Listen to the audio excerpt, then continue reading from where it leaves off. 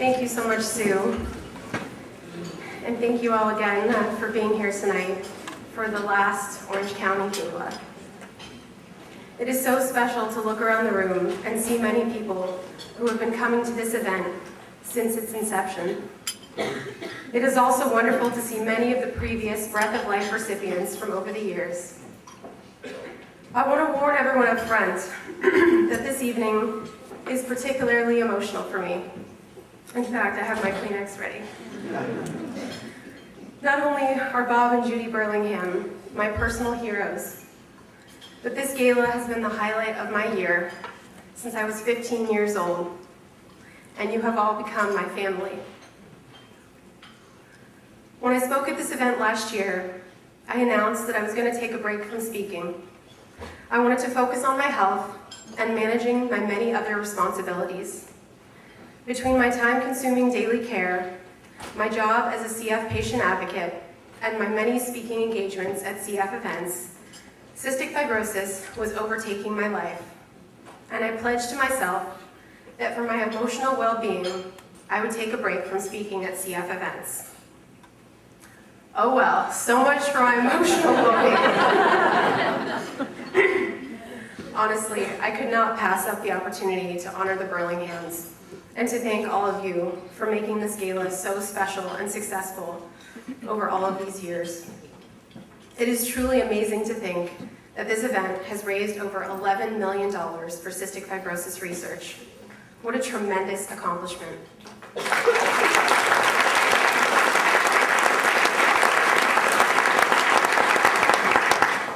Speaking at the gala for the past 13 years, you have seen me through so many ups and downs. You have been on this CF journey alongside me, laughing with me when I told you about my adventures in Australia, when my treatment machine set off the fire alarm, causing firemen to burst into my room. You held your breath with me as I took my first dose of the steady drug, a medication that I had hoped would change my life. You applauded loudly when I announced that I graduated college from UC Santa Barbara. And you cried with me as I lost my dearest friends to this disease along the way. While I've been doing it for years at this gala, it is very difficult to truly explain to others what it is like to live with cystic fibrosis. Most of the time, I try not to think about the reality of it. It's simply too painful. My family and I work really hard to focus on the joys, the uplifting moments, scientific breakthroughs, and hope. Tonight, however, I want to share with you a different perspective on what my life is like.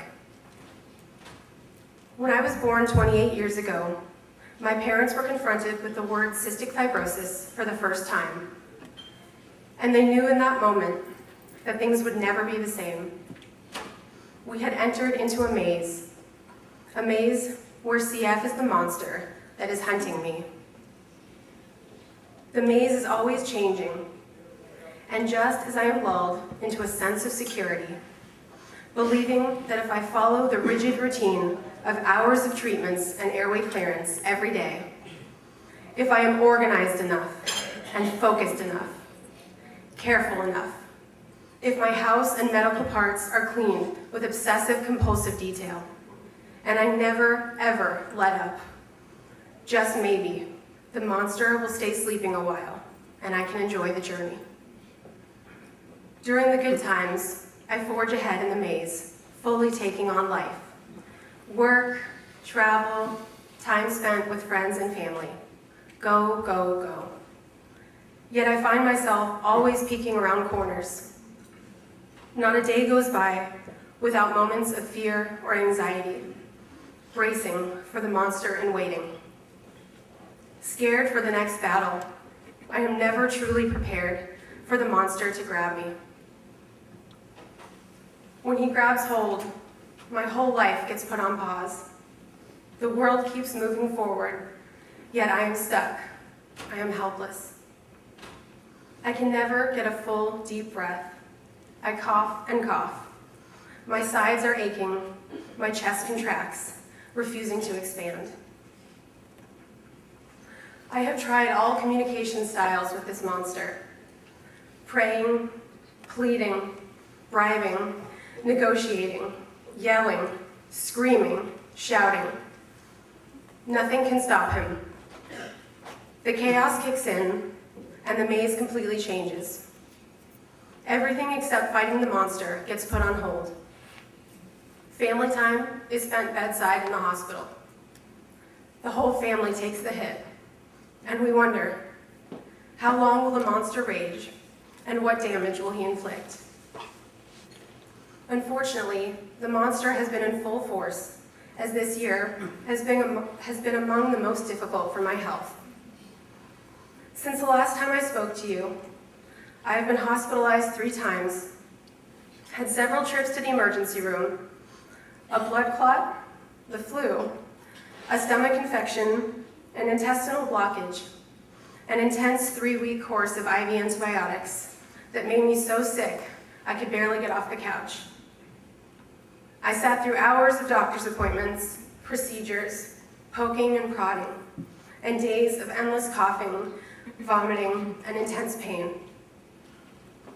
I am reminded with every breath that I take that I have cystic fibrosis.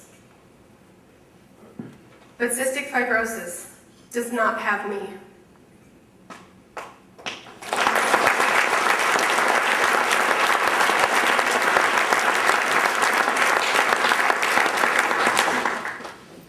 You may wonder, how is that possible? In my toughest moments where I think about how unmanageable it feels to have CF and live a normal life. Moments when I wish so badly that I could take a break from the daily treatments, injections, and coughing fits. In those toughest moments, I have one positive thought.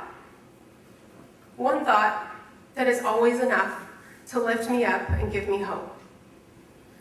I think about all the people who are fighting this battle with me. I think about my parents and sister, who are my biggest champions and who are by my side every step of the way. I think about my boyfriend, Danny, whose love for me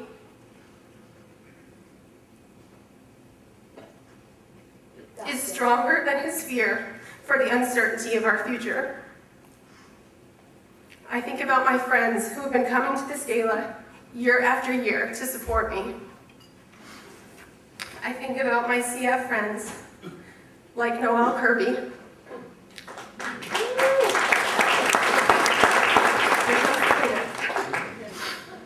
who have shown me what true courage is and taught me to never give up. I think about Sue Hook, Gail Dempshire, Gail Eisen, Carol Konofsky, and all the other Gala committee members and CF Foundation staff who work tirelessly all year long to put on this event. I think about all the CF parents out there who are fighting for one more day with their child.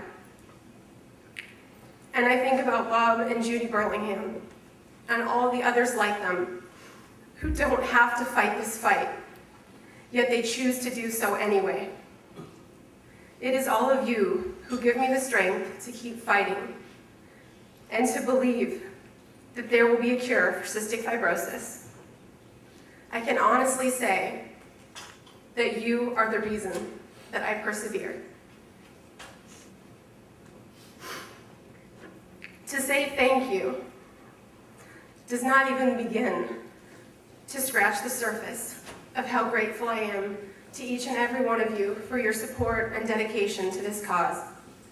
Whatever your reason for being involved, I hope you know what a difference you are making in the lives of those affected by CF. Although this year has been challenging for me, I have also had many wonderful things happen. I moved in with my boyfriend Danny. I was promoted to Director of Cystic Fibrosis Education and Support.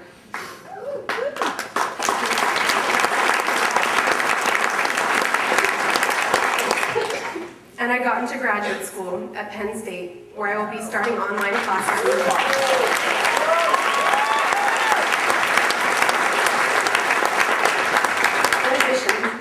selected to serve on the Adult Advisory Committee for the CF Foundation, and I was chosen by the FDA to be a patient representative, to provide a patient perspective, and to help them make decisions about approving new drugs and therapies.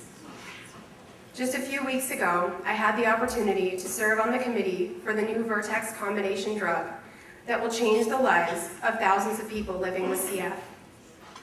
May 12th will be a day that I remember for the rest of my life. After hearing many CF patients speak about how much this drug combo has changed their lives, 12 people, including myself, voted yes to pass this drug onto the FDA for approval. I looked around the room when the vote was cast, and I saw the CF parents sitting still, almost in disbelief. I could literally see years of worry and panic being lifted off their shoulders and replaced with hope. And knowing that I had even the smallest part in making that happen is indescribable.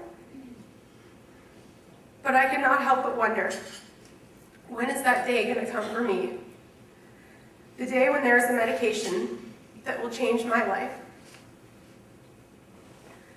I do believe that we are closer than ever to changing the outcome of this disease. And that is only because of people like you who are supporting this cause and attending these events. While this may be the end of an era, the last Orange County Cystic Fibrosis Gala, it is not the end of cystic fibrosis.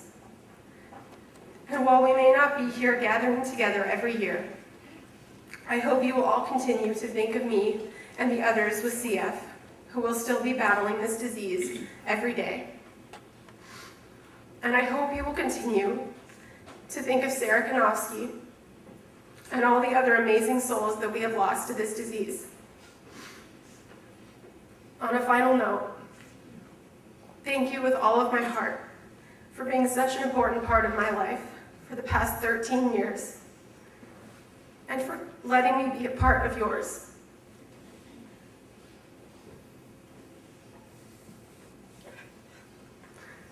I look forward to seeing many of you again at other CF events, and my hope is that the Guild decides to have one more gala.